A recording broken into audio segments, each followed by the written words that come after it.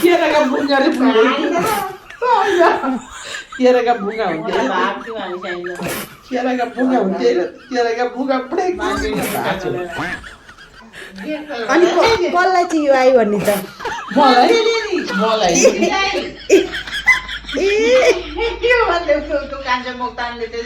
I चोरा नि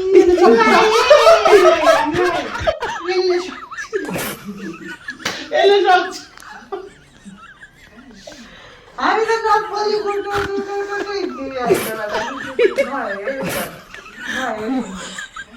बाख्रा बस्तु सबै केही पाएन